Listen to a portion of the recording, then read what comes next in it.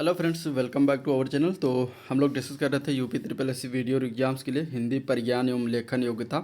और ये youth book के द्वारा निकाली गई नई बुक है जिसमें अध्यायवार सॉल्व पेपर जो दिया गया था उसी को लोग हम देख रहे थे। ठीक है, तो आज की इस वीडियो में हम रस देखेंगे।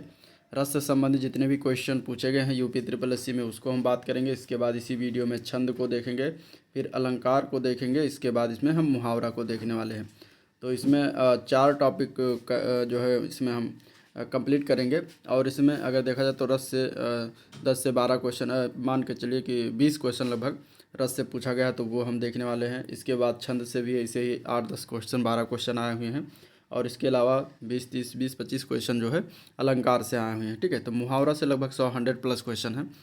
तो इसलिए हम 3-4 टॉपिक को एक साथ इसमें कवर करें। छोटा छोटा टॉपिक है, चलिए इसको हम देखते हैं। और इसमें जो है कोई भी अगर दिया गया है रस तो उससे संबंधित उसका परिभाषा और जितने भी रस हैं उनके प्रकार सभी इसमें आपको मिल जाएंगे। ठीक है, तो टेंशन मत लीजिएगा और वीडियो को पूरा देखिए, एंड तक देखिए, तभी इसका भरपूर फ़ायदा आपको एग्जाम में मिल पाएगा। तो चलिए स्टार्ट करते हैं वीडियो को।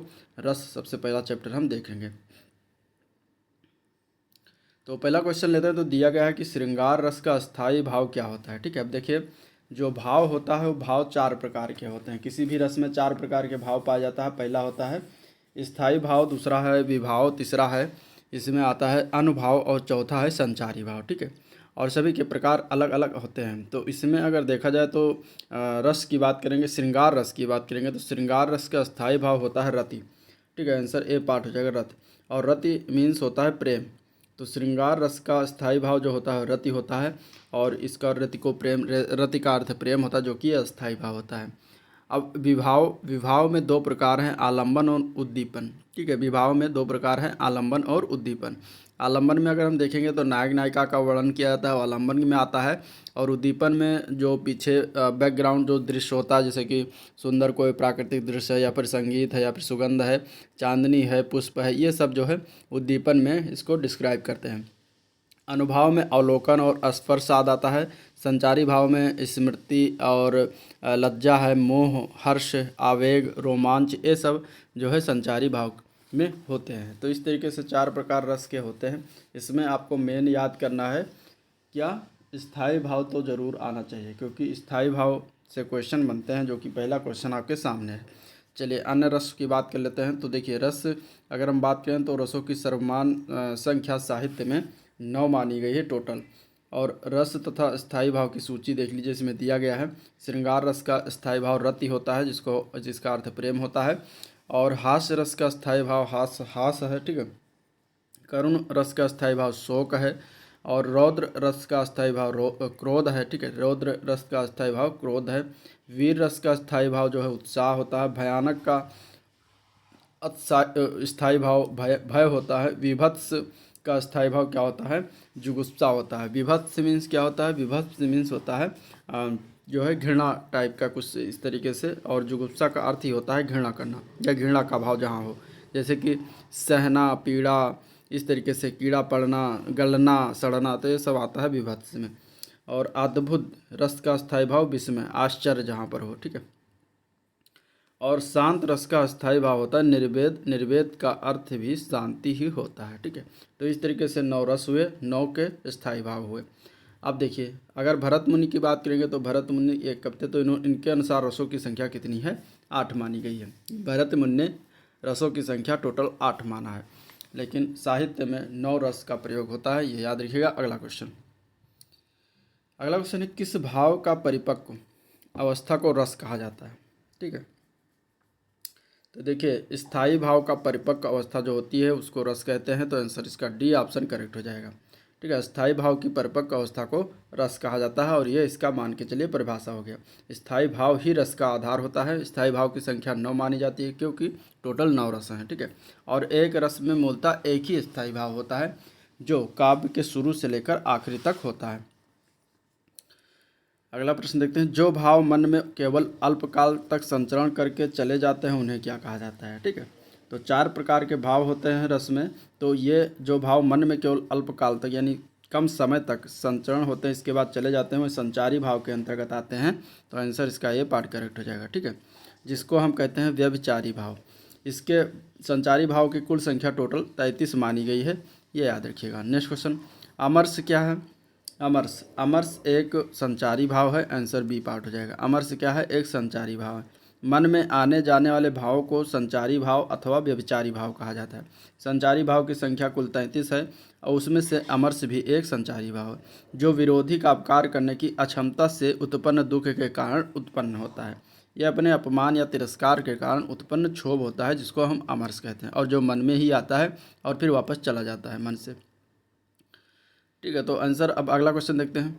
अगला क्वेश्चन है, जुगुप्सा का स्थायी भाव किस रस से संबंधित है? तो जुगुप्सा का स्थायी भाव जो है ये विभत्स रस से संबंधित है, आंसर सी पार्ट करेक्ट हो जाएगा, विभत्स। ठीक है, अब देखिए विभत्स रस का दिया गया इसमें डिस्क्रिप्शन है कि जब किसी दृश्य को देखकर या याद करके मन में जुगुप्सा या घृणा का भाव की परिपक्वता आए तो वहाँ पर क्या हो जाता है? विभत्स रस होता है। जैसे कि अब एक उदाहरण भी दिया गया है इस तरीके से कविता कि सिर पर बैठो काग आँख दो खात निकारत, यानी कि काग मीन्स कौवा। ठीक है, कौवा। अब सिर पर बैठो काग यानी कि कौवा सिर पर बैठा है और दोनों आँख निकाल के खा रहा है। ठीक है, खैंचत जीवहि सियार, यानी जीभ को सियार खींच रहा है, अतहि आनंद उर धारत। ठीक है, और गिद्ध जांघ को खोद खोद के मांस उखाड़त, श्वान अंगुरिन के कट कट के खान विचारत। तो इस तरीके से इसमें क्या बातें की गई हैं? बड़ा ही मांस खा रहा है, अंगुलियों को काट काट के खा रहा है, जीभ को खींचा जा रहा है, पेड़ को फाड़ रहा है, आँख को निकाल निकाल के खा रहा है। तो इस तरीके से इसमें ये बातें कही गई, तो एक तरीके से घृणा का भाव इसमें उत्पन्न होता है, तो ये विभत्स रस के अंदर आएगा। अब करुण रस का स्थायी भाव क्या होता है? शोक होता है। रौद्र रस का स्थायी भाव क्रोध होता है। अद्भुत रस का स्थायी भाव विस्मय होता है। अगला क्वेश्चन देखते हैं, तो मन रे तन कागज का पुतला, लागे बूंद बिनस जाय छिन में, गर्भ करे क्या इतना। ठीक है, अब ये बताया गया कि इसमें कौन सा रस है बताना है। ये पंक्तियाँ दी गई हैं, इस पंक्तियों में बताना कि कौन सा रस है। तो इसमें बात किया गया है शांत रस का, आंसर इसका हो जाएगा डी पार्ट। ठीक है, जिन विषयों के उद्दीपन या परमात्मा के वास्तविक रूप का ज्ञान होता है और अन्य विषयों से वैराग्य हो जाता है उसे शांत रस कहते हैं। इसका स्थायी भाव निर्वेद है। ठीक है, अब जो दिया गया है कि मन रे तय कागज का पुतला, इस पद में कवि ने तन को कागज के पुतले के समान माना है, जो कि क्षण भर में पानी की बूंदों से नष्ट हो सकता है। फिर भी इस तन पर इतना गुमान क्यों, ये इस पंक्ति का अर्थ होता है। ठीक है, और यहाँ पर कवि तन को छोड़कर परमात्मा के प्रति अनुराग पैदा करता है, अतः उपरोक्त पद में क्या होगा? शांत रस होगा। नेक्स्ट क्वेश्चन, प्रश्न में प्रयुक्त रस के लिए ही विकल्प चुनना है कि हे खग मृग हे मधुकर श्रेणी, तुम देखी सीता मृग नैनी। ये जब सीता हरण हो जाता है, ठीक है, तो राम जी ये जंगल में वन में भटक भटक कर ये बात जो है वहाँ के पशु पक्षियों से पूछते हैं, पेड़ पौधों से, तो तब इन्होंने ये कहा था बात। तो ये जो है किस प्रकार का रस है? तो ये वियोग हो रहा है यहाँ पे ना सीता जी और राम जी का, तो वियोग श्रृंगार रस का ये उदाहरण हो जाएगा, आंसर डी पार्ट हो जाएगा। ठीक है, यहाँ भगवान राम सीता के वियोग में दुखी होकर जंगल के पशु पक्षियों से सीता के विषय में पूछते हैं। देख सुदामा की दीन दशा करुणा करके करुणा निधि रोए में कौन सा रस है? ठीक है, इसमें कौन सा रस है ये पंक्तियों में? तो इसमें रोने की बात की जा रही है, तो ये करुण रस हो जाएगा, आंसर सी पार्ट इसका करेक्ट है। ठीक है, अब इसका अगर हम बात करें अर्थ की, तो इसमें भगवान श्री कृष्ण अपने मित्र सुदामा की दशा देखकर आंसू बहा रहे हैं। यहाँ पर वियोग श्रृंगार, तो ये इस तरीके से इसमें क्या हो जाएगा? करुण रस हो जाएगा। ठीक है, वियोग श्रृंगार जो दिया गया है ऑप्शन में, तो जहाँ पर नायक नायिका के वीर है यानी कि बिछड़ने का वर्णन हो, वहाँ पे वियोग श्रृंगार होता है। जैसे कि हे खग मृग हे मधुकर श्रेणी, तुम देखी सीता मृग नैनी। रौद्र रस की बात करें तो जो तुम्हारे अनुशासन पाओ कंदुक ई ब्रह्मांड उठाओ। ठीक है, ये जो है पंक्ति है और इस पंक्ति में क्या है? एक रौद्र रूप दिखाया जा रहा है। ठीक है, व्यक्त किया जा रहा है। शांत रस में देखेंगे तो इसका उदाहरण है मोल महल की प्रथम सीढ़ी या बिन ज्ञान चरित्र सम्यकता न लहे।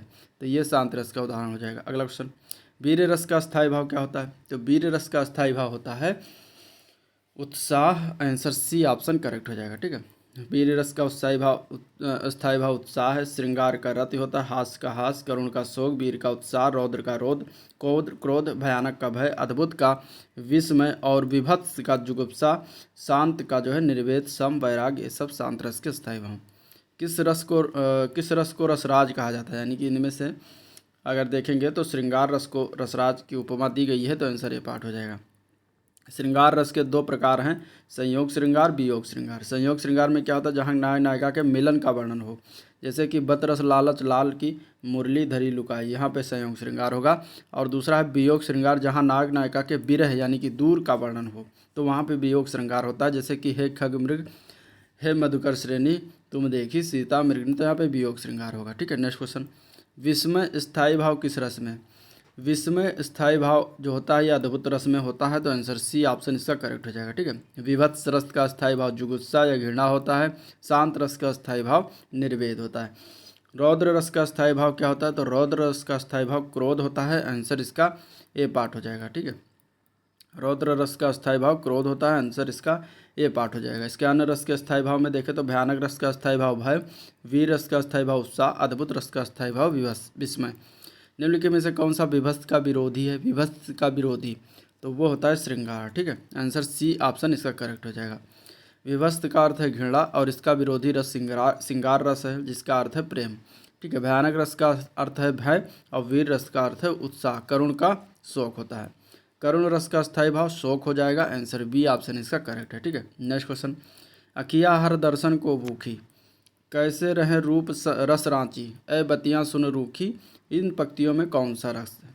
ठीक है, इसमें कौन सा रस बताया जा रहा है? तो इसमें भी अगर हम देखेंगे इसका अगर अर्थ निकालेंगे तो ये वियोग श्रृंगार रस के अंतर्गत आएगा, आंसर इसका बी पार्ट हो जाएगा। इसमें वियोग श्रृंगार रस, क्योंकि इसमें हरि के दर्शन के लिए आंख तरस रही उनसे मिलने के लिए, ये इसका अर्थ जो कि सूरदास का पद्यांश है गोपियों की विरह बता रही है, तो यहाँ पे वियोग श्रृंगार हो जाएगा। निस दिन बरसत नयन हमारे, इसमें कौन सा रस है?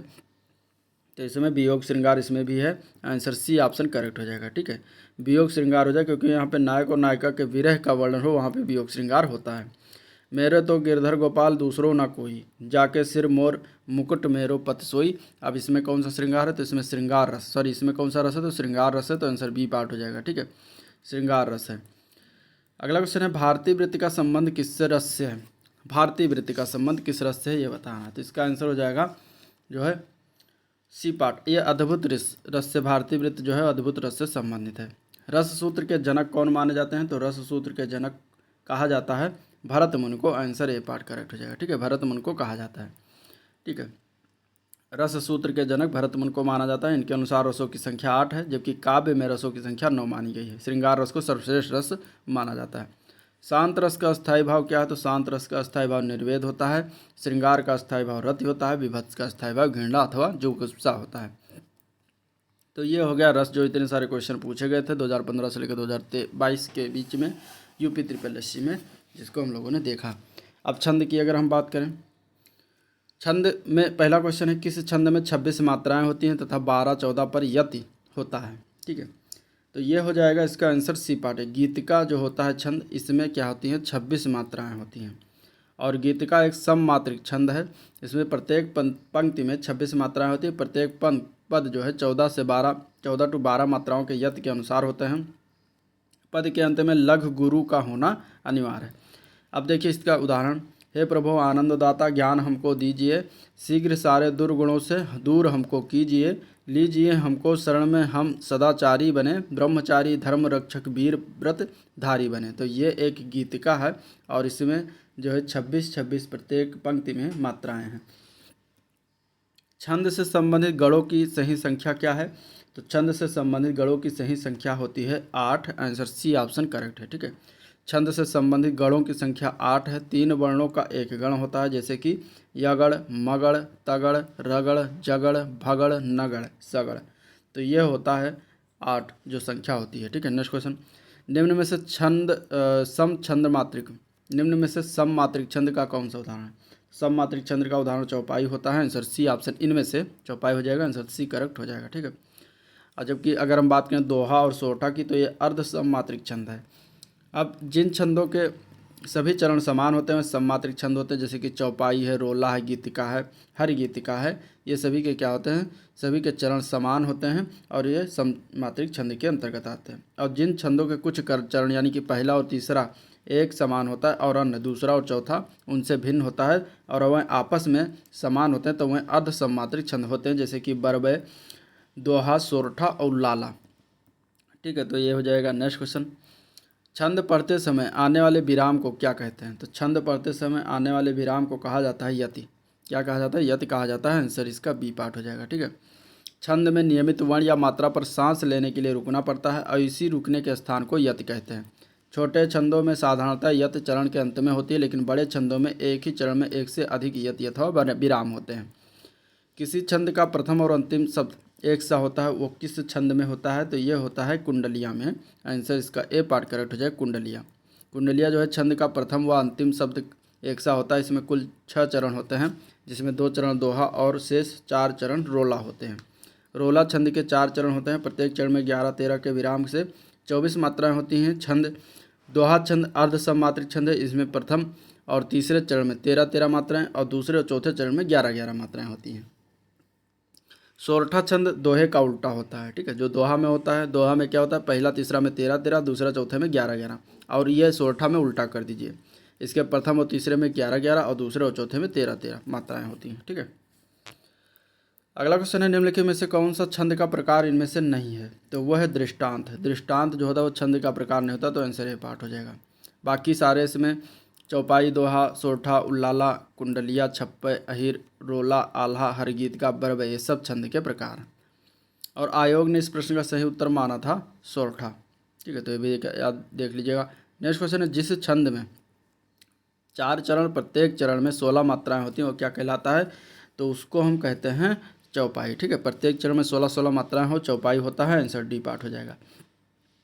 और चरण के अंत में दीर्घ यानी कि गुरु और बाद के मतलब और बाद में हर्ष या लघु वर्ण आना वर्जित है। ठीक है, जैसे कि इस तरीके से उदाहरण दिया गया है। अगला क्वेश्चन है, छप्पय किस प्रकार का संध है, तो छप्पय जो है ये विषम प्रकार का छंद है, तो आंसर इसका बी ऑप्शन करेक्ट हो जाएगा।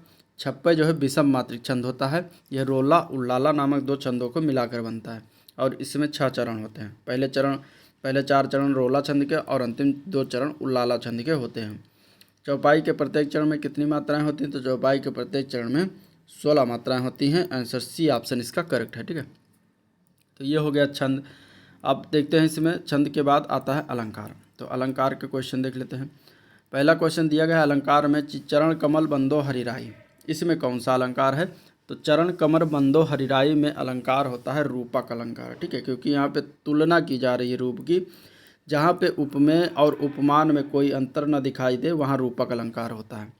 अर्थात जहाँ पर उपमेय और उपमान के बीच के भेद को समाप्त करके उसे एक कर दिया जाता है, वहाँ पे क्या हो जाता है, रूपक अलंकार। जैसे कि वन सारदी चंद्र का चादर ओढ़े, तो यहाँ पर भी रूपक अलंकार है। ठीक है, चरण कमल बंदो हरिराई, चरण जो है वो कमल के समान बंद, मतलब भगवान का जो चरण है वो कमल के बिल्कुल कमल ही है, तो इस तरीके से यहाँ पे रूप की तुलना की गई है, तो यहाँ पे क्या हो जाएगा, रूपक अलंकार हो जाएगा। नेक्स्ट क्वेश्चन, कूलन में, केल में, कछारन में, कुंजन में, क्यारिन में, कलित कलीन किलंकत है। अब यहाँ पे जो है बताना है कौन सा अलंकार है। ठीक है, तो यहाँ पे अगर देखेंगे तो का वर्ण जो है, का वर्ण ये सबसे ज़्यादा इसमें बार बार आया। ठीक है, का यहाँ पर है, का यहाँ पर, का यहाँ पर, का इस तरीके से का वर्ण बार बार इसकी पुनरावृत्ति हुई है, तो यहाँ पे क्या हो जाएगा, ये जहाँ पर एक ही शब्द की बार बार, एक ही वर्ण की बार बार पुनरावृत्ति हो, उसको हम क्या कहते हैं, उसको हम कहते हैं अनुप्रास अलंकार। तो आंसर इसका ए पार्ट हो जाएगा, अनुप्रास अलंकार। ठीक है, अगला प्रश्न है, माला फेरत जुग भया, फिरा न मन का फेर, कर का मन का डार दे, मन का फेर। अब यहाँ पे कौन सा अलंकार है, तो यहाँ पे अलंकार हो जाएगा यमक अलंकार। ठीक है, यमक अलंकार हो जाएगा। अब इसमें अगर हम देखेंगे तो इस दोहे में, क्योंकि यमक अलंकार की परिभाषा क्या, कि जहाँ पर एक ही शब्द एक से अधिक बार आए और उनका शब्द अलग अलग हो जाए हर बार, तो वहाँ पे यमक अलंकार है। अब इस दोहे में मन का शब्द जो आया है उसका मतलब होता है माला की मोती, और दूसरा मन का शब्द जो आया है उसका मतलब है मन का मोती यानी कि हृदय। अब एक ही शब्द को दर्शाया गया 2 बार, लेकिन दोनों के अर्थ अलग अलग है, तो यहाँ पे क्या हो जाएगा, यमक अलंकार हो जाएगा। ठीक है, नेक्स्ट क्वेश्चन, काव्य की शोभा बढ़ाने वाले धर्मों को अलंकार कहते हैं। इस उक्त में प्रयुक्त धर्म शब्द का अर्थ क्या है, ये बताना है। तो इसका अर्थ होता है गुण। ठीक है, यहाँ पे गुण अर्थ इसका नोट किया गया है, तो आंसर बी पार्ट हो जाएगा, गुण। धर्म से मतलब गुण, तत्व, घटक अथवा अवयव होता है। इस युक्त में प्रयुक्त धर्म शब्द का अर्थ जो है गुण होता है। अगला क्वेश्चन, तरिन तनुजा तट तमाल तरुअर बहु छाय, झुके कुल सो जल परसन हित मनहु छाय सुहाय। अब इसमें कौन सा अलंकार हो जाएगा? तो इसमें देखिए मनहु शब्द आ गया। मनहु, मन मानो मनहु, जानो जनहु, निश्चय यू जो, ये सब अगर आ जाता है पंक्ति में तो वहाँ पर उत्प्रेक्षा अलंकार हो जाता है। तो आंसर इसका डी ऑप्शन हो। उत्प्रेक्षा अलंकार पहचानने का बहुत सही और सटीक तरीका है। ये 4-6-7 शब्द हैं जिसको आप याद रखिएगा। और ये शब्द आपको पंक्तियों में कहीं मिल जाता है तो वो उत्प्रेक्षा के अंतर्गत आएगा, ठीक है। और अगर परिभाषा की बात करें तो जहाँ उपमेय में उपमान की संभावना कल्पना की जाती है वहाँ उत्प्रेक्षा होता है। अब इस पंक्ति में जैसे मनु आ जाए, जनु, जानो, मानहु, मानो, निश्चय, यू, ज्यो आदि अगर आ जाते हैं तो वहाँ पे क्या हो जाता है? उत्प्रेक्षा हो जाता है। नेक्स्ट क्वेश्चन, बांधा था विध को किसने इन काली जंजीरों से, मणि वाले फड़ियों का मुख क्यों भरा हुआ हीरो से, इसमें कौन सा अलंकार? तो इसमें अलंकार देखेंगे तो ये अतिशयोक्ति में आएगा, ठीक है। यहाँ पे अतिशयोक्ति माने जहाँ बातों को बढ़ा चढ़ा कर कही गई हो बातें, तो वहाँ पे अतिशयोक्त हो जाता है। तो आंसर डी हो जाएगा, ठीक है। आंसर क्या हो जाएगा? डी हो जाएगा। अब अतिशयोक्त की परिभाषा की बात करें तो जहाँ किसी विषय वस्तु का वर्णन इतना बढ़ा चढ़ा कर किया जाए कि सीमा या मर्यादा का उल्लंघन हो जाए, वहाँ अतिशयोक्त अलंकार होता है। अब ऊपर जो पंक्तियाँ दी गई उसमें मोतियों से भरी हुई प्रिया की मांग का कवि ने वर्णन इस तरीके से किया है, ठीक है। ये विध या चंद्र के मुख का, काली जंजीरों से केस का और मणि वाले फड़ियों से मोती भरी मांग का बोध किया है। तो ये बहुत ही अच्छे तरीके से यहाँ पे बढ़ा चढ़कर बातें कही गई हैं, तो इसलिए यहाँ पे अतिशयोक्त हो जाएगा। नेक्स्ट क्वेश्चन, जब किसी सामान्य बात का विशेष बात से तथा विशेष बात का सामान्य बात से समर्थन होता है या किया जाता है तो वहाँ कौन सा अलंकार होता है? तो ये परिभाषा दिया गया है अर्थ अंतरन्यास अलंकार का, अर्थांतर न्यास अलंकार का। तो आंसर सी ऑप्शन इसका करेक्ट हो जाएगा, ठीक है। ये अर्थांतर न्यास अलंकार का जो है परिभाषा है। जब किसी सामान्य बात का विशेष बात से तथा विशेष बात का सामान्य बात से समर्थन किया जाए तो वहाँ अर्थांतर न्यास अलंकार होता है। जैसे जो रहें उत्तम प्रकृति का हर सकत कुसंग, चंदन विष व्यापत नहीं लिपटे रहत भुजंग, ठीक है। तो यहाँ पे क्या जो कहा गया है रहीम जी के द्वारा, ये दोहा है रहीम जी का, तो इसमें जो इन्होंने बातें दर्शाई है इस पंक्ति में वो किसके अंतर्गत आता है? तो वो अर्थांतर न्यास अलंकार के अंतर्गत आता है। इसमें किसी सामान्य बात को विशेष बात से तथा विशेष बात का सामान्य बात से जो है समर्थन किया गया। जेते तुम तारे तेते नभ में ना तारे हैं, तो ये जो है वाक्य है और इस वाक्य में पंक्ति में बताना है कौन सा अलंकार है, ठीक है। जेते तुम तारे तेते नभ में ना तारे हैं, तो इसका आंसर हो जाएगा सी पार्ट, यहाँ पे अलंकार, ठीक है। तारे दो बार आया यहाँ पे, देखिए यहाँ पर यहाँ पर, तो इस तारे दोनों का अर्थ क्या क्या है? अलग अलग है, ठीक है। तो यहाँ पे अलंकार यमक अलंकार हो जाएगा, ठीक है।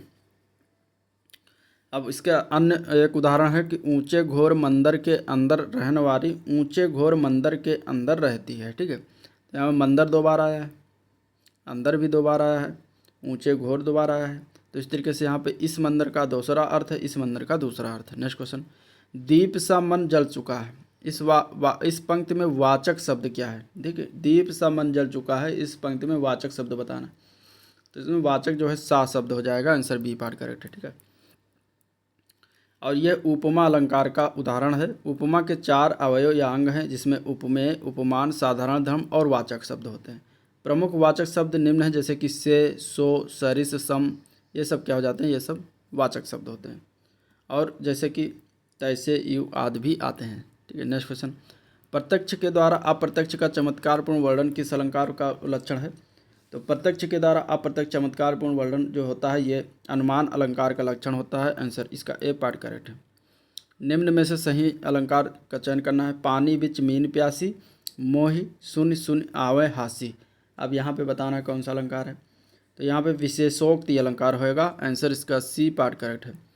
क्यों? जहाँ पर कारण के रहते हुए भी कार्य का ना होना पाया जाए वहाँ पर विशेषोक्ति अलंकार होता है। यहाँ पर अगर देखें तो मछली के पानी में रहते हुए भी मछली के प्यासे होने की बात की जा रही है, तो यहाँ पे विशेषोक्त अलंकार हुआ, ठीक है। सारंग ले सारंग चल कई सारंग की ओट, सारंग छीनो पाई के सारंग कई गई चोट। यहाँ पे बताना है कौन सा अलंकार। तो इसमें देखिए सारंग कितनी बार आया है, सारंग सारंग सारंग सारंग, 4 बार सारंग आया और सारंग एक बार और आया है। तो ये 5 बार सारंग में अलग अलग अर्थ है, तो आंसर इसका सी ऑप्शन करेक्ट हो जाएगा, यमक अलंकार। ठीक है, यमक अलंकार में क्या होता है, जहाँ पर एक शब्द की आवृत्ति एक से अधिक बार हो और उनके अर्थ भी अलग अलग हो, तो वहाँ पे यमक अलंकार होता है। नेक्स्ट क्वेश्चन है दिवसान। दिवसासान का समय, मेघमय आसमान से उतर रही है, वो संध्या सुंदरी परी सी, वो धीरे धीरे धीरे। तो ये बताना है कौन सा अलंकार। तो इसमें भी अलंकार की बात करें तो इसमें मानवीकरण अलंकार हो जाएगा, आंसर डी पार्ट होगा। मानवीकरण क्या होता है, जिस पंक्ति में निर्जीव वस्तु का वर्णन सजीव अथवा मानव की तरह कर दिया जाता है वहाँ पे, या फिर निर्जीव वस्तु का मानवीकरण कर दिया जाता है तो वहाँ मानवीकरण हो जाता है। ठीक है, यानी कि जैसे इसमें बताया देवसावसान का समय, मेघ में आसमान से उतर रही है, वह संध्या सुंदरी परी सी धीरे धीरे धीरे। ठीक है, तो यहाँ पे जो शाम टाइम की बेला है उसको बताया जा रहा है कि वो धीरे धीरे उतर रही है। तो वो कोई सजीव तो है नहीं कि जो चल पा रही है, निर्जीव को ही सजीव बनाया गया है, तो वहाँ पे मानवीकरण अलंकार हो जाएगा। अगला क्वेश्चन है 3 बेर खाती थी वो 3 बेर खाती है, इसमें कौन सा अलंकार है। तो इसमें भी यमक अलंकार होगा, क्योंकि 3 बेर जो आया है ये 2 बार आया, दोनों के बार अलग अलग है। ठीक है, यहाँ पे जो देखेंगे तो प्रथम जो 3 बेर आया है उसका अर्थ है 3 बार यानी संख्या से लिया गया, और दूसरा जो है वो 3 बेर का अर्थ है समय से। ठीक है, तो इस तरीके से यहाँ पे यमक अलंकार हो जाएगा। इसका अन्य एक उदाहरण है यमक अलंकार का, कनक कनक ते सौगुनी माँ दक्ता अधिकाय, वा खवाए बौराय जग, वा पाए बौराय।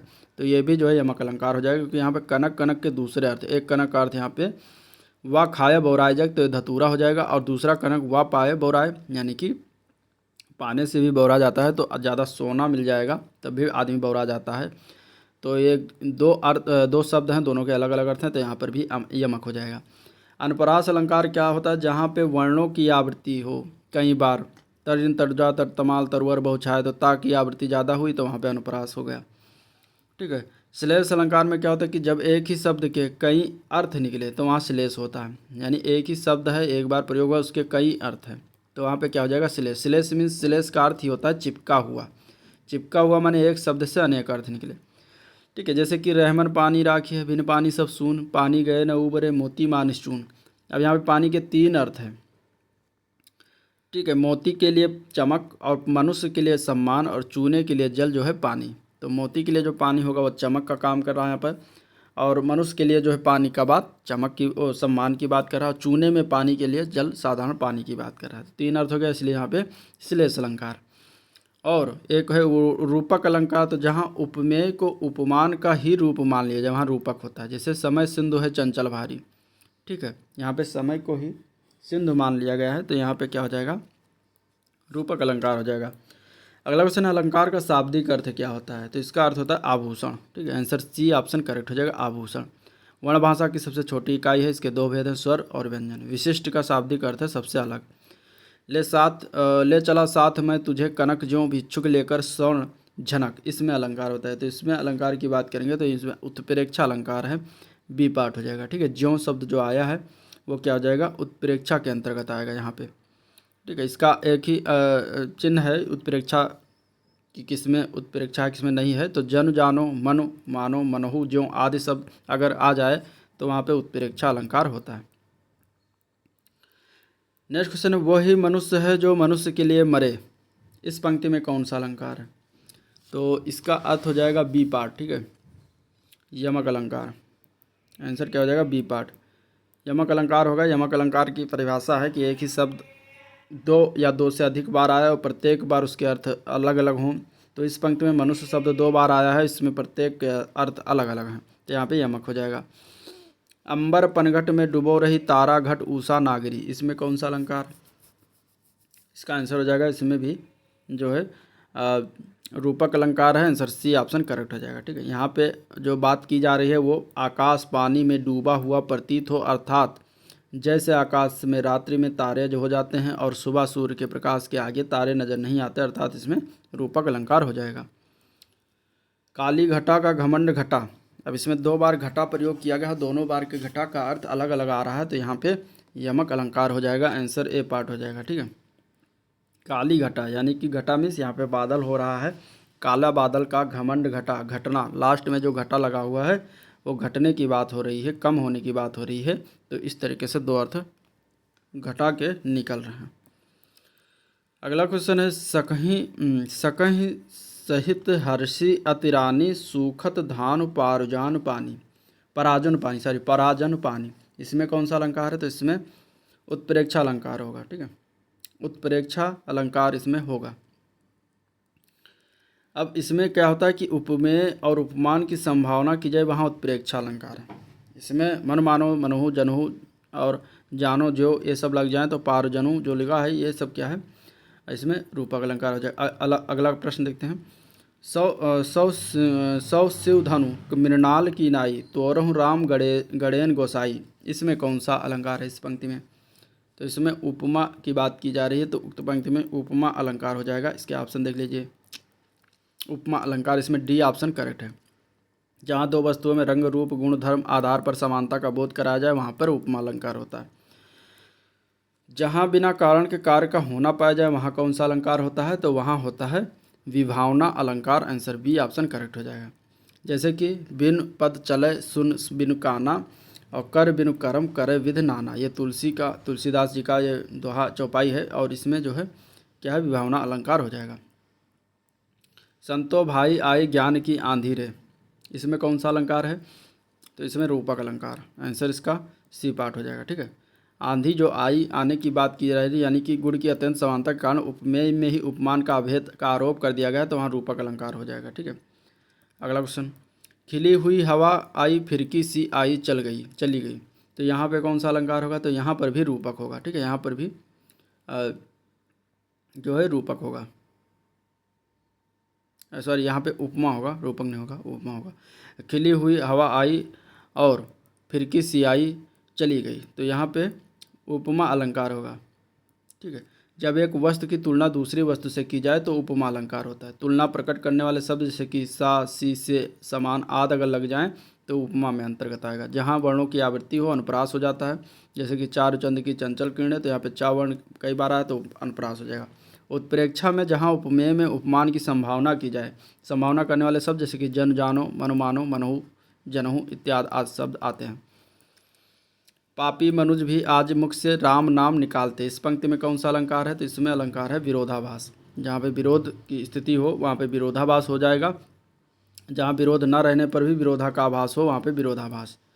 ठीक है, तो ये कुछ अलंकार के शब्द हो गए। अब देखते हैं मुहावरे और लोकोक्तियाँ। पहला क्वेश्चन है कोल्हू का बैल होना, इसका अर्थ क्या है? कोल्हू का बैल होना इसका अर्थ बताना, तो इसका अर्थ क्या हो जाएगा? बुरी तरह से काम में लगे रहना। ठीक है, कोल्हू में बैल को जैसे लगा देते हैं बिल्कुल लगा रहता है, उसी तरीके से इसका अर्थ हो जाएगा बुरी तरह से काम में लगे रहना। खाक में मिलना, इसका अर्थ क्या हो जाएगा? इसका अर्थ होता है सब कुछ नष्ट हो जाना, तो आंसर इसका ए पार्ट करेक्ट हो जाएगा, सब कुछ नष्ट हो जाना। वाक प्रयोग करेंगे तो अहंकार मनुष्य का सबसे बड़ा शत्रु है, अहंकार के कारण ही दुर्योधन का सब कुछ खाक में मिल गया। बिल्ली को पहले ही दिन मारना चाहिए, बिल्ली को पहले ही दिन मारना चाहिए, इसका अर्थ क्या है? ये मुहावरे का अर्थ क्या है? तो इसका अर्थ हो जाता है भय का शमन शुरू में ही कर देना चाहिए, तो आंसर बी पार्ट करेक्ट हो जाएगा। ठीक है,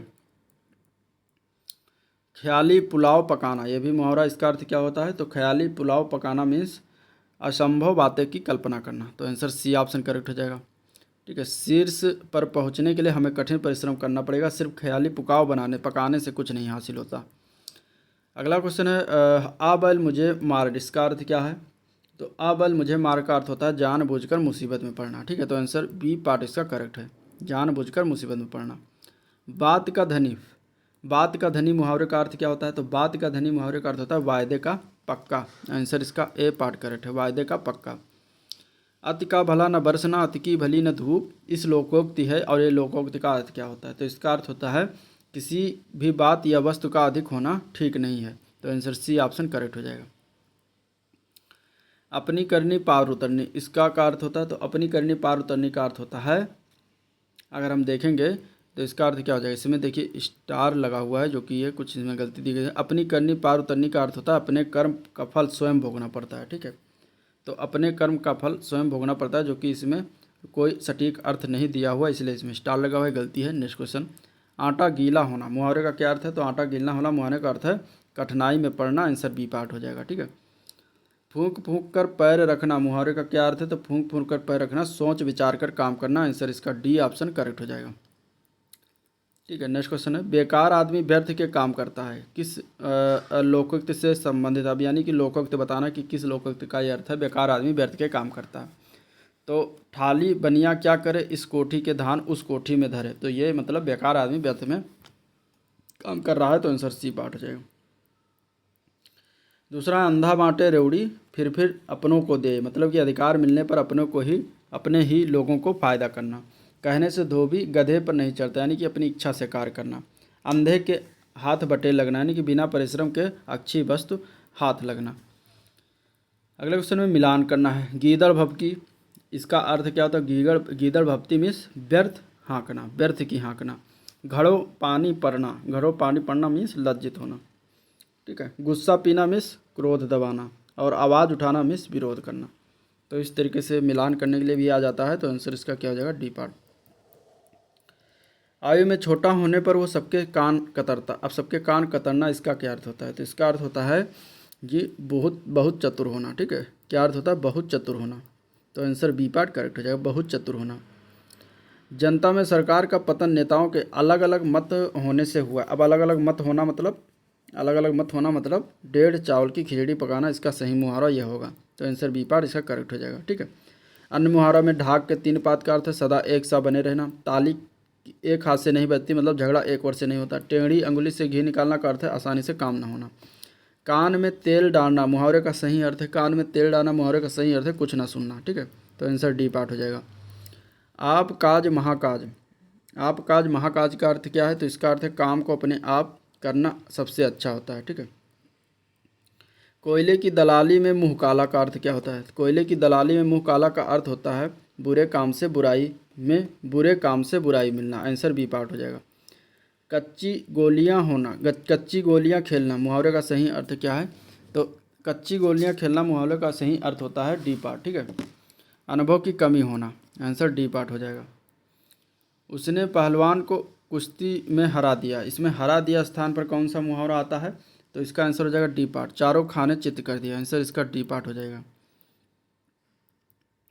स्वाहा हो जाना मुहावरे का क्या अर्थ है? स्वाहा हो जाना मुहावरे का अर्थ होता है पूरी तरह जलकर नष्ट हो जाना। ये पार्ट इसका करेक्ट हो जाएगा। लेना एक न देना दो, तो इसका अर्थ क्या होता है? इसका अर्थ होता है किसी से कुछ मतलब ना रखना। आंसर इसका सी ऑप्शन करेक्ट हो जाएगा। घोड़े बेचकर सोना, इसका अर्थ क्या होता है? तो बी पार्ट निश्चिंत होना। आंसर बी पार्ट इसका करेक्ट हो जाएगा। ठीक है। नमक मिर्च लगाना, इसका अर्थ क्या होता है? तो नमक मिर्च लगाने का अर्थ होता है बढ़ा चढ़ाकर कहना। आंसर इसका बी पार्ट करेक्ट हो जाएगा। बढ़ा चढ़ाकर कहना, इसका बी पार्ट करेक्ट हो जाएगा। ठीक है। अब देखिए इसका मुहावरे का सही मिलान करना। आंचल पसारना का अर्थ क्या होता है? तो आंचल पसारना का अर्थ होता है प्रार्थना करना। ठीक है। उड़ती चिड़िया पहचानना का अर्थ क्या अर्थ होता है? तो इसका मतलब होता है मन की बात जाने लेना। ठीक है। मन की बात जान लेना। कंचन बरसना का अर्थ क्या होता है? लाभ ही लाभ होना। कलम तोड़ना, बहुत अच्छा लिखना। तो इस तरीके से इसका आंसर क्या हो जाएगा? ए पार्ट करेक्ट हो जाएगा। लोकोक्तियों का सही अर्थ फिर मिलान करना है। इस तरीके से क्वेश्चन पूछे जाते हैं एग्जाम में। मान न मान मैं तेरा मेहमान, तो इसका आंसर हो जाएगा ज़बरदस्ती गले पड़ना। ठीक है। ज़बरदस्ती गले पड़ना, ए का सी हो जाएगा। सुनिए सबकी करिए मन की, इसका क्या अर्थ होता है? अंतःकरण की बात माननी चाहिए, यानी कि 2 का डी हो जाएगा। काला अक्षर भैंस बराबर, यानी कि बिल्कुल अनपढ़, तो 3 का ए हो जाएगा। और जैसे नागनाथ वैसे सांपनाथ, यानी कि दोनों ही दुष्ट। तो इस तरीके से इसका मिलान किया जाता है। आंसर इसका हो जाएगा डी पार्ट। मस्ती में गाड़ी चला रहे सुमोन के सामने अचानक ट्रक आ जाने से गहरी नींद से जाग गया। तो गहरी नींद से जाग जाना मीन्स तंद्रा भंग हो जाना। आंसर डी ऑप्शन करेक्ट है। मुहावरा यह है तंद्रा भंग हो जाना मीन्स गहरी नींद से जाग जाना। अब उपदेश देना का क्या अर्थ उचित मुहावरा होगा? तो उपदेश देना का उचित मुहावरा होता है सूक्ति बाण चलाना। आंसर बी पार्ट हो जाएगा, सूक्ति बाण। ठीक है। सूक्ति बाण चलाना। अगला क्वेश्चन है गोटी लाल करना। ठीक है। गोटी लाल करना का अर्थ क्या होता है? इसका अर्थ होता है अपना प्रयोजन सिद्ध करना। आंसर डी ऑप्शन करेक्ट हो जाएगा। आधा तीतर आधा बटेर, इसका क्या अर्थ होता है? आधा तीतर आधा बटेर ये लोकोक्ति है। इसका अर्थ होता है समान कार्यों का मिश्रण। आंसर डी पार्ट करेक्ट है। कौन सा इसमें से मुहावरा का अर्थ शर्मिंदा होना नहीं है, ठीक है। शर्मिंदा होना इसमें से कौन से मुहावरे का अर्थ नहीं है ये बताना है। तो मुंह में पानी आना ये जो है शर्मिंदा होने का अर्थ नहीं होता। बाकी पानी पानी होना ये सही है। अपना सब मुँह लेकर रह जाना ये भी सही है। टका सब मुँह लेकर रहना ये भी शर्मिंदा होने का अर्थ है। तो आंसर इसमें डी पार्ट करेक्ट हो जाएगा।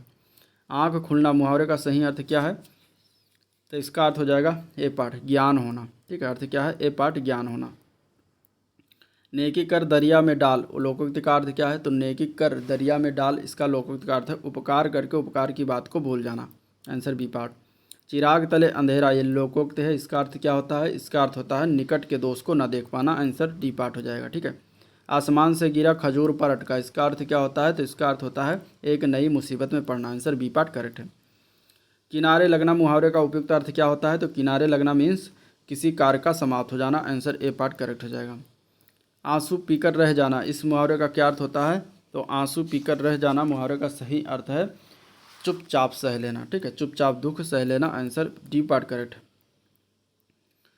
आंधी आवे बैठ गंवावे, इस लोकोक्ति का उपयुक्त अर्थ क्या है, तो विपरीत परिस्थिति में उपयुक्त समय आने का इंतजार करना। Answer B part correct. किताब का कीड़ा होना, मतलब किताब का कीड़ा होने का उपयुक्त अर्थ होता है बहुत अधिक पढ़ने वाला। तो आंसर इसका सी पार्ट करेक्ट है। कच्चा चिट्ठा खोलना, इसका उपयुक्त अर्थ क्या होता है, कच्चा चिट्ठा खोलना मीन्स सारा भेद खोल देना। तो आंसर ए पार्ट करेक्ट है।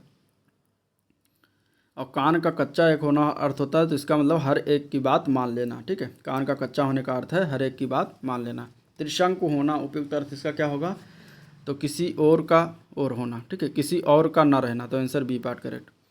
भयगत सांप छछुंदर केरी, इस लोकोक्ति का अर्थ क्या है, तो इसका मतलब दुविधा में होना। आंसर डी पार्ट करेक्ट हो जाएगा, दुविधा में होना। नेक्स्ट क्वेश्चन है घाट घाट का पानी पीना, इसका अर्थ क्या है, तो इस ये लोकोक्ति है। लोकोक्ति का अर्थ क्या होता है, अनेक क्षेत्रों का अनुभव होना। आंसर ए पार्ट हो जाएगा, अनेक क्षेत्रों का अनुभव होना। नेक्स्ट क्वेश्चन देखते हैं, तो तीन लोक से मथुरा नारी का अर्थ क्या होगा, तीन लोक से मथुरा नारी का अर्थ, तो इसका अर्थ हो जाएगा बी पार्ट, ठीक है, सबसे निराला। सबसे निराला यानी कि तीन लोक से मथुरा नारी। Answer B part correct. और ये एक क्या है, नेक्स्ट क्वेश्चन देखते हैं। एड़िया रगड़ना मुहावरा है, इसका अर्थ क्या होता है, एड़िया रगड़ना मुहावरे का मतलब बहुत दौड़ धूप करना। Answer C part correct. सावन हरे न भादो सूखे, इस लोकोक्ति का अर्थ क्या होता है, तो इसका अर्थ होता है सदा एक सी दशा, सदा एक सी दशा। Answer D part correct. दिनों का फेर होना, यह मुहावरा, इसका अर्थ क्या है, तो भाग्य के चक्कर, ठीक है, भाग्य का चक्कर। इस मुहावरे का अर्थ क्या हो जाएगा, दिनों का फेर होना, भाग्य का चक्कर होना। यह मूंग और मसूर की दाल, इस लोकोक्ति का अर्थ बताइए, तो इसका अर्थ होता है डी पार्ट, अपनी औकात से बढ़कर होना या करना। Answer D part correct. नीचे दिए गए मुहावरे और अर्थ का जोड़ा एक गलत है, उसमें से बताना। अपने पैरों पर खड़ा होना, स्वावलंबी होना, ये सही है, ठीक है। आँच ना आने देना, जरा भी कष्ट या दोष ना आने देना, ये भी सही है। आसन डोलना, विचलित ना होना, जो कि ये गलत है, ठीक है। आसन डोलना जो दिया गया है, विचलित ना होना, यह गलत है। इसका मतलब होता है विचलित होना। तो आपका आंसर यही हो जाएगा सी पार्ट। आसमान टूट पड़ना यानी गजब का संकट पड़ना। तो आंसर आपका इसमें सी पार्ट हो जाएगा। आँख का अंधा नाम नयन सुख, यह लोकोक्ति है। लोकोक्ति का इसका अर्थ क्या होता है, तो इसका मतलब होता है गुण के विरुद्ध नाम होना, ठीक है, गुण के विरुद्ध नाम होना। वचन से फिरना, वचन से फिरना मीन्स थूक कर चाटना। आंसर इसका ये पार्ट हो जाएगा। इसका मुहावरा क्या हो जाएगा, वचन से फिरना का उचित मुहावरा थूक कर चाटना। जबकि तलवे चाटना का अर्थ है खुशामद करना। दांत तालू में जबने का अर्थ है बुरे दिन आ जाना। और दमड़ी के तीन होना अर्थ है सस्ते होना। ठीक ठीक न्याय हो जाना, इसका अर्थ क्या है, ठीक ठीक न्याय हो जाना। तो इसका अर्थ क्या है, तो इसमें से अगर हम देखेंगे ठीक ठीक न्याय होना मतलब दूध का दूध पानी का पानी। तो आंसर इसका सी ऑप्शन करेक्ट हो जाएगा। लाल पीला होना, लाल पीला होना मतलब क्या है, इसे मुहावरा है। इस मुहावरे का अर्थ होता है बहुत गुस्सा होना। आंसर ए पार्ट करेक्ट हो जाएगा, ठीक है। फूले न समाना, इसका अर्थ होता है बहुत प्रसन्न होता। और घड़ों पानी पड़ना यानी कि लज्जित होना। सावधान करना, इस मुहावरे का अर्थ क्या है, मतलब कि इस अर्थ में मुहावरा कौन सा ये बताना है, ठीक है। तो सावधान करना मीन्स कान खोलना। आंसर इसका बी पार्ट करेक्ट। आँख दिखाना मीन्स धमकाना। ओंठ चबाना मीन्स क्रोध करना। खून पीना मीन्स शोषण करना। हृदय पवित्र तो सब कुछ ठीक, हृदय पवित्र तो सब कुछ ठीक मीन्स सब मन चंगा तो कठौती में गंगा। ये जो है क्या हो जाएगा, लोकोक्ति है, ठीक है। मन चंगा तो कठौती में गंगा लोकोक्ति है। इसका मतलब होता है हृदय पवित्र तो सब कुछ ठीक। निम्नलिखित 4 प्रश्नों में से उस विकल्प का चयन करें जो दिए गए मुहावरे का सही अर्थ वाला विकल्प है। मूंग की दाल खाने वाला, इसका अर्थ क्या हो जाएगा? सी पार्ट, कमज़ोर। ठीक है, मूंग की दाल खाने वाला मतलब कमज़ोर, उसका अर्थ होता है। और फूंक फूंक कर कदम रखना मतलब सोच समझ कर काम करना। और अगले ज़माने का आदमी मतलब सीधा साधा व्यक्ति। अंधेरे का उजाला मतलब सुंदर होना। नेक्स्ट क्वेश्चन देखते हैं। शहद लगाकर चाटना, इस मुहावरे का अर्थ क्या है? शहद लगाकर चाटना, इसका मतलब होता है किसी चीज़ को व्यर्थ लेकर बैठे रहना। Answer A part correct. हिसाब बैठना, इसका मतलब क्या है? हिसाब बैठने मतलब होता है सुविधा होना। ठीक है, या सुविधा इसको कह सकते हैं, ये मुहावरा सही, सुविधा होना। प्रभुता पाई काहू मद नहीं, ठीक है, इसका ये लोकोक्त, इसका अर्थ क्या होगा? तो इसका अर्थ हो जाए शक्ति पाने पर व्यक्ति अभिमानी हो जाता है। तो आंसर ए पार्ट करेक्ट है। ठीक है, और पानी में आग लगाना का अर्थ है असंभव कार्य, और फूंक कर पहाड़ उड़ाना मतलब असंभव कार्य करना। ये दोनों का एक ही मतलब। ठीक है, नेक्स्ट क्वेश्चन है, उस विकल्प का चयन करें जो मुहावरे का सही अर्थ देता है। कमर टूटना, अब इसका ऑप्शन देख लीजिए। कमर टूटने का, ये कमर टूटने का अर्थ क्या हो जाएगा मुहावरा इसका? तो कमर टूटना मीन्स निराश होना। आंसर इसका हो जाएगा ए पार्ट। नेक्स्ट क्वेश्चन देखते हैं। माथे पर बल पड़ना मतलब क्या होता है? आंसर इसका हो जाएगा माथे पर बल पड़ना मतलब असंतोष प्रकट करना। Answer D part correct. आठ आठ आंसू रोना मतलब क्या होता है? तो आठ आंसू रोना मतलब होता है बहुत अधिक विलाप करना। आंसर बी पार्ट हो जाएगा। आँख का अंधा गांठ का पूरा, इसका अर्थ क्या होता है? तो आँख का अंधा गांठ का पूरा मीन्स मूर्ख धनी व्यक्ति। आंसर जो है बी पार्ट हो जाएगा। रास्ता देखना मतलब होता है प्रतीक्षा करना। आंसर डी पार्ट करेक्ट है। एक हाथ से ताली नहीं बजती, ये लोकोक्ति है, इसका सही अर्थ क्या होता है? तो इसका सही अर्थ होता है सी पार्ट, झगड़े के लिए दोनों पक्ष जिम्मेदार होते हैं। आंसर सी ऑप्शन करेक्ट है। दिए गए मुहावरों का रिक्त स्थान उचित प्रयोग करना है। पुलिस को देखकर चोर क्या हो गया? तो चोर 9 2 11 हो जाता है। ठीक है, भाग जाता है। तो आंसर ए पार्ट हो जाएगा। ये मुहावरा भरना था। अंगूठा दिखाना मीन्स समय पर धोखा देना। अंधे की लकड़ी मीन्स एकमात्र सहारा। आँख का तारा मीन्स अत्यंत प्रिय। मल्हार अलापना, मुहावरे का उचित अर्थ बताना है। मल्हार अलापने का तो चैन से जिंदगी कटना। आंसर सी पार्ट करेक्ट है। ठीक है, गांठ का पूरा, इस मुहावरे का क्या अर्थ है? तो मालदार। आंसर डी पार्ट हो जाएगा। अब अगले क्वेश्चन में मिलान करना। ठीक है, कान लगाना, चौकन्ना होना, कान खड़े करना। तो कान लगाने का अर्थ क्या होता है? कान लगाना मीन्स ध्यान देना। ठीक है, तो आंसर इसका थर्ड हो जाएगा। कान खड़े करना मीन्स चौकन्ना होना।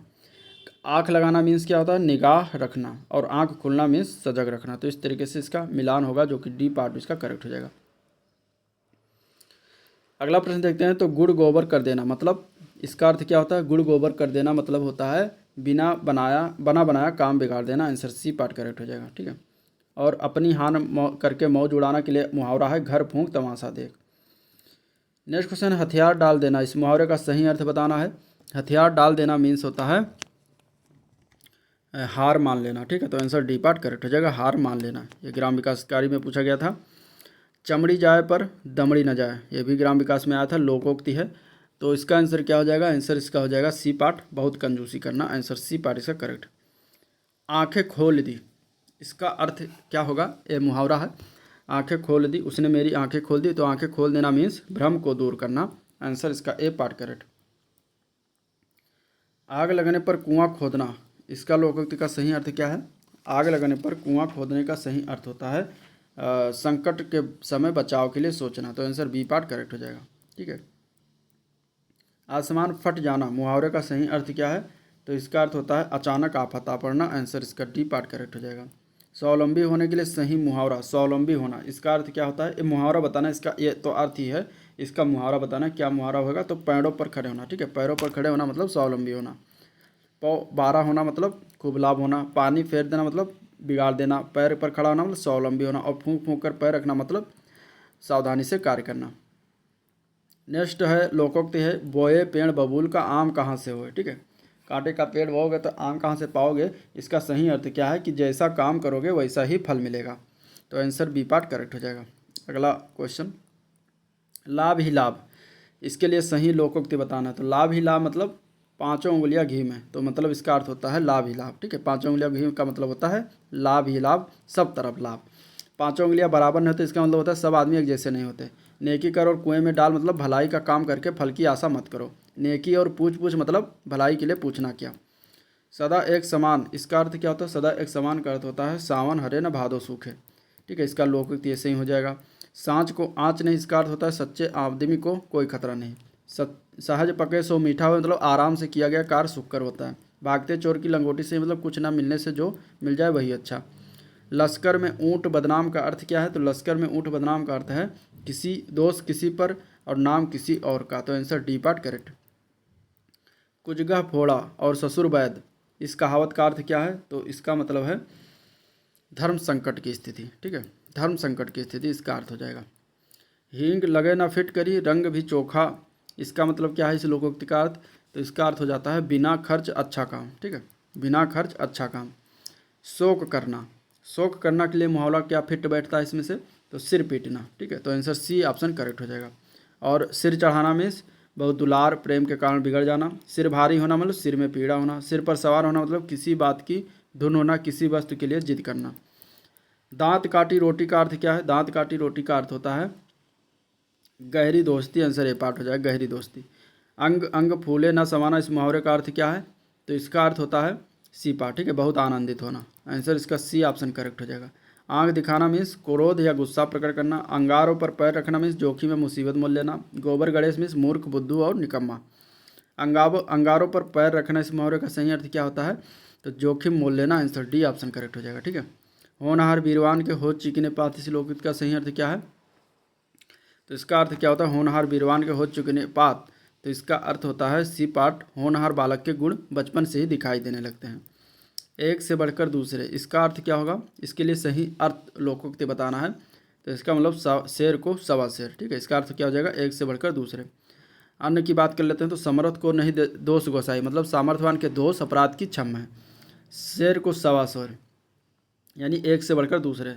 सैया भय कोतवाल, तो अब डर काहे का, यानी कि अपने अधिकारों का अनुचित लाभ उठाना। सखी न सहेली भली अकेली, अकेले रहना अच्छा। धूल झोंकना, इसका अर्थ बताना है रेखांकित किया। आजकल के बच्चे माता पिता की आंखों में धूल झोंकने के में कुशल हैं, तो धूल झोंकने का अर्थ बताना है, मुहावरा है, तो धूल झोंकना का अर्थ होता है धोखा देना, बी ए पार्ट करेक्ट हो जाएगा धोखा देना। अंधों में काना राजा, इसका अर्थ क्या हो जाएगा, ये लोकोक्ति है। अंधों में काना राजा मतलब गुणहीनों के बीच एक गुणवान व्यक्ति, आंसर ए पार्ट करेक्ट। टेढ़ी खीर, टेढ़ी खीर मुहावरे का सही अर्थ क्या होता है, तो टेढ़ी खीर मतलब कि कठिन कार्य, ठीक है, टेढ़ी खीर मतलब कठिन कार्य, आंसर ए पार्ट करेक्ट। अब इसमें से बताना है कि गलत अर्थ वाली लोकोक्ति का चयन करना है, इसमें से कौन सा गलत अर्थ दे दिया गया इसमें। आगे नाथ ना पीछे पगा यानी कि बंधनहीन, तो ये तो सही है। 3-13 होना यानी कि संगठित होना, तो ये गलत है, ठीक है। 3-13 होना का अर्थ होता है अस्त व्यस्त होना। एक टकसाल के ढले यानी कि सब एक जैसे, ये भी सही है। आँख के अंधे गांठ के पूरे यानी मूर्ख लेकिन धनवान, ये भी सही है, तो आंसर इसका हो जाएगा बी पार्ट। गूलर का फूल होना, इसका अर्थ क्या होता है, गूलर का फूल होना मतलब दुर्लभ वस्तु, आंसर सी ऑप्शन करेक्ट हो जाएगा दुर्लभ वस्तु। अंधे को दीपक दिखाना, अंधे को दीपक दिखाना, इसका अर्थ क्या होता है, तो बी पार्ट हो जाएगा ना समझ को उपदेश देना। छक्का पंजा एक करना, छक्का पंजा करना मतलब इसका अर्थ क्या होता है, मुहावरा है, तो इसका अर्थ होता है ऊंची हरकत से कार्य सिद्ध करना, आंसर बी पार्ट करेक्ट हो जाएगा, ठीक है। जबकि झगड़ा लगाना, चापलूसी करना, नारदगिरी करना, ये मुहावरे के अर्थ की दृष्टि से तर्क संगत इसमें से नहीं है। शैतान की आंत के मुहावरे का अर्थ क्या हो जाएगा, शैतान की आंत मतलब बहुत लंबी वस्तु, ठीक है, शैतान की आंत जो होती है बहुत लंबी होती है, तो बहुत लंबी वस्तु को मुहावरे के रूप में शैतान की आंत कहते हैं। चौकड़ी भूल जाना मतलब चौकड़ी भूल जाने का अर्थ होता है राह न सूझना, आंसर ए पार्ट हो जाएगा। और ढांढस बंधाना का मुहावरे का अर्थ है साहस देना। जस दूल्हा तस बनी बराता, इस कहावत का अर्थ क्या होता है, तो इसका अर्थ होता है जैसे खुद वैसे साथी, तो आंसर बी पार्ट हो जाएगा, ठीक है। अन्य की बात करते हैं, तो मुंह छोटा मुंह बड़ी बात यानी कि योग्यता से अधिक बातें करना। उड़ती चिड़िया को पहचाना यानी कि किसी की चाल को अच्छी तरह जानना। सब धान 22 बसेरी यानी कि बुरे अच्छे बुरे को समझना। आंखों में धूल झोंकना मुहावरे का अर्थ क्या है, तो आंखों में धूल झोंकना मुहावरे का अर्थ है धोखा देना, बी पार्ट करेक्ट हो जाएगा। द्रौपदी का चीर, इसका अर्थ क्या होता है, द्रौपदी का चीर का अर्थ होता है कभी ना समाप्त होने वाली वस्तु, आंसर बी सी पार्ट हो जाएगा, यानी कि अनंत भी कह सकते हैं इसको, ठीक है। कूप मंडूक होना, इसका अर्थ क्या होता है, तो कूप मंडूक मतलब सीमित ज्ञान या फिर अनुभव, सीमित अनुभव, ठीक है। पत्थर को जोंक नहीं लगती, पत्थर को जोंक नहीं लगती, इसका अर्थ हो जाता है हठी पर कोई प्रभाव नहीं पड़ता, ठीक है, हठी। विहंगम दृष्टि, विहंगम दृष्टि का अर्थ क्या होगा? विहंगम दृष्टि का अर्थ होता है सरसरी नज़र। Answer C D part correct है। कांटो तो खून नहीं, काटो तो खून नहीं, इसका क्या अर्थ हो जाएगा? तो इसका मतलब भय के कारण स्तब्ध हो जाना। आंसर सी पार्ट करेक्ट है, यानी कि जम जाना, इस तरीके से कह सकते हैं, डर जाना। एक आंख न भाना, मतलब एक आंख न भाना का अर्थ होता है बिल्कुल अच्छा न लगना। आंसर डी पार्ट करेक्ट है। उंगली उठाने का अर्थ क्या होता है? उंगली उठाने का अर्थ होता है दोष की ओर संकेत करना, ठीक है, आंसर इसका सी पार्ट हो जाएगा। मुंह की खाना, मुंह की खाने का अर्थ होता है हार जाना, ठीक है, आंसर सी ऑप्शन इसका करेक्ट हो जाएगा। डपोर शंख, डपोर शंख मतलब क्या होता है? डपोर शंख मतलब होता है बेसिर पैर की बातें करने वाला। आंसर बी पार्ट है। अंडे का शहजादे का अर्थ क्या है? अंडे का शहजादे का अर्थ होता है अनुभवहीन व्यक्ति। आंसर इसका डी पार्ट हो जाएगा। पानी पीकर जाति पूछने का अर्थ क्या होता है? मतलब कि अपना काम निकलने के बाद सोचना। आंसर सी पार्ट इसका करेक्ट है। बैल न कूदे कूदे तंगी, इस कहावत का अर्थ क्या होता है? तो स्वामी के बल पर सेवक का साहस। Answer D part correct. नाक का बाल होना मतलब कि अत्यधिक प्रिय होना। सी ऑप्शन इसका करेक्ट है। खग जाने खगही की भाषा, इस लोकोक्ति का उचित उदाहरण क्या, अर्थ क्या हो जाएगा? तो आंसर इसका क्या हो जाएगा? ग्राम पंचायत अधिकारी में पूछा गया था। खग जाने खगही की भाषा मतलब कि समान प्रवृत्ति वाले लोग ही एक दूसरे को सराहते हैं, ठीक है। अक्ल का दुश्मन मुहावरे का अर्थ क्या होता है? अक्ल का दुश्मन मुहावरे का अर्थ होता है महामूर्ख। Answer C option correct. जबान पर लगाम न होना, इसका क्या अर्थ होता है? जबान पर लगाम न होने का अर्थ होता है अनावश्यक रूप से स्पष्टवादी होना। Answer B part correct. आँख का पानी ढल जाना, मतलब आँख का पानी ढल जाने का मतलब होता है निर्लज हो जाना। आंसर सी पार्ट करेक्ट हो जाएगा, ठीक है। थाली का बैंगन का अर्थ होता है जो है सिद्धांतहीन व्यक्ति, ठीक है, यानी कि इधर उधर चारों ओर, जैसे कि अपने राजनेता लोग होते हैं इधर उधर सभी पार्टियों में ज्वाइन करते रहते हैं अपनी स्वार्थ के अनुसार, तो उनको कहेंगे थाली के बैंगन। तलवार की धार पर चलना, मतलब इसका अर्थ होता है कठिन कार्य करना, ठीक है, तलवार की धार पर चलना, कठिन कार्य करना। चूहे के चाम से नगाड़े नहीं मढ़े जाते, मतलब कि चूहे के चाम से नगाड़े नहीं मढ़े जाते, मतलब सीमित साधनों से बड़े काम नहीं होते। तो डी ऑप्शन इसका करेक्ट हो जाएगा। अंधे के हाथ बटेर लगना, इसका अर्थ होता है अपात्र को बड़ी सफलता मिलना, ठीक है। कट जाना मुहावरे का क्या अर्थ है? कट जाना मीन्स होता है आंखें चुराना, ठीक है। 8 कनौजिया 9 चूल्हे, 8 कनौजिया 9 चूल्हे का अर्थ होता है अलगाव की स्थिति। Answer C option correct. आँख नदीदा काढ़े कसीदा लोकोक्ति का अर्थ होता है योग्यता न रहने पर भी काम करने की सेकी भरना। खिसियानी बिल्ली खंभा नोचे, खिसियानी बिल्ली खंभा नोचे का अर्थ होता है अपनी श्रम छिपाने के लिए व्यर्थ झुंझुलाना, ठीक है। काठ की हांडी बार बार नहीं चढ़ती, इसका अर्थ क्या हो जाएगा? तो इसका अर्थ हो जाएगा छल कपट का व्यवहार हमेशा नहीं चलता। ऊँट के मुंह में जीरा, इसका अर्थ क्या होगा? इसका अर्थ हो जाएगा बहुत अधिक खाने को बहुत कम देना, ठीक है। जूते चाटने का अर्थ होता है, जूते चाटने का अर्थ क्या होता है? खुशामद करना। डी पार्ट करेक्ट है। और मुट्ठी गर्म करना का अर्थ होता है घूस देना, ठीक है। पौ 12 होना मतलब इसका अर्थ होता है लाभ ही लाभ। आंसर इसका सी पार्ट करेक्ट हो जाएगा। और काम निकालना का अर्थ होता है कार्य सिद्ध या स्वार्थ सिद्ध करना। गंगा नहाने का अर्थ क्या होता है? गंगा नहाना मतलब कार्य पूरा कर निश्चिंत होना। तो आंसर इसका बी पार्ट करेक्ट हो जाएगा, ठीक है। और आसमान पर चढ़ाना मतलब इसका प्रशंसा करना, इसका अर्थ होता है, ठीक है। आँख लगना, आँख लगने का अर्थ होता है नींद आना। आंसर सी ऑप्शन करेक्ट हो जाएगा। और दिल लगी होना मतलब प्रेम होना। जान से हाथ धोना मुहावरे का अर्थ है मृत्यु होना, ठीक है। अंधों में क्या राजा, ये एक मुहावरा, इसको पूर्ति करना है, तो अंधों में काना राजा ये मुहावरा होता है। तो आंसर सी पार्ट करेक्ट हो जाएगा, यानी कि अयोग्य व्यक्तियों के बीच एक कम योग्य भी बहुत योग्य होता है। नेक्स्ट क्वेश्चन है किसको अंधे को हरा ही हरा नज़र आता है? तो इसका अगर अर्थ की बात करेंगे तो ये जो है एक लोकोक्ति है, मतलब सावन यहाँ पे भरा जाता है, सावन के अंधे को हरा ही हरा नज़र आता है। तो बी पार्ट इसका करेक्ट हो जाएगा। इसका अर्थ होता है पक्षपात में दूसरे पक्ष की नहीं सूझती। आदमी बनना, इस मुहावरे का अर्थ क्या है? तो इसका अर्थ है अच्छा व्यवहार सीखना, ठीक है। आंसर इसका सी ऑप्शन करेक्ट हो जाएगा, अच्छा व्यवहार सीखना। मतलब जैसे वो ठोकर खाएगा तो आदमी बन जाएगा, एवं अपनी जिम्मेदारियां निभाएगा, तो यहाँ पे आदमी बन जाना मतलब अच्छा व्यवहार सीख जाना। काला अक्षर किसके बराबर? तो काला अक्षर भैंस बराबर कहा जाता है कहावत। तो आंसर सी ऑप्शन करेक्ट है, ठीक है। तो इसका अर्थ क्या होता है काला अक्षर भैंस बराबर? मतलब कि पढ़ा लिखा ना होना। तो ये था आज का ओवरऑल वीडियो जिसको हम लोगों ने देखा, डिस्कस किया। अगर वीडियो पसंद आया तो लाइक करिए, चैनल को सब्सक्राइब नहीं किया है तो फटाफट सब्सक्राइब कर लीजिएगा, साथ ही साथ अपने दोस्तों में शेयर भी कर दीजिएगा, ठीक है। और आज का वीडियो पर एंड करते हैं, मिलते हैं नेक्स्ट वीडियो में, तब तक के लिए थैंक यू।